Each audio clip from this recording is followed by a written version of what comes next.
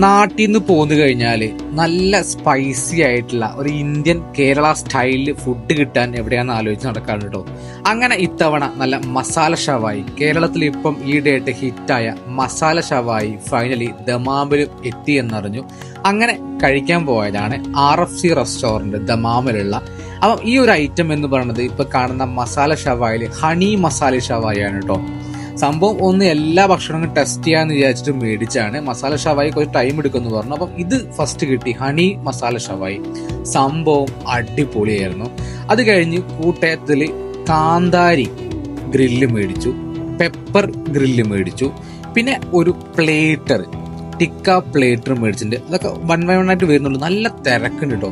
ഈ ഹണി ഷവായി കിട്ടില്ലെന്നായിരുന്നു. കാരണം ഹണിയുടെ ഫീലിംഗ് ഒന്നുമില്ല, അത്യാവശ്യം സ്പൈസിയാണ്. എന്നാൽ ആ ഹണിയുടെ ടേസ്റ്റ് ഉള്ളത് കൊണ്ട് തന്നെ നല്ല ടേസ്റ്റ് ആയിരുന്നു. എല്ലാവർക്കും അത് വേണ്ട എന്ന് പറഞ്ഞ ആൾക്കാർ മൊത്തം അതിന്മേ കയറി കേട്ടോ. പിന്നെ കാന്താരി ഗ്രില്ല് ചെയ്തത്, കാന്താരി ഗ്രില്ലൊക്കെ കിടിലൻ കേരള മസാല തന്നെയാണ്. പെപ്പർ അതുപോലെ തന്നെ പെപ്പർ ഗ്രില്ലാണ്. ഇതാണ് ആ പ്ലേറ്റർ.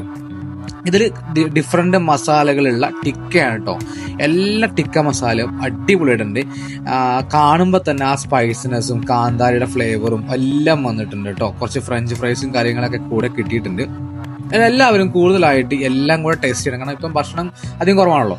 ഞങ്ങൾ ആ കുബൂസും മസാല പകർന്ന ആ കുബൂസും കൂടെ കൂട്ടി കഴിച്ചപ്പം എന്താ പറയാ, ആ ഒരു ടേസ്റ്റ് നാവിൽ നിന്ന് ഇപ്പോഴും എനിക്ക് പോകുന്നില്ല കേട്ടോ.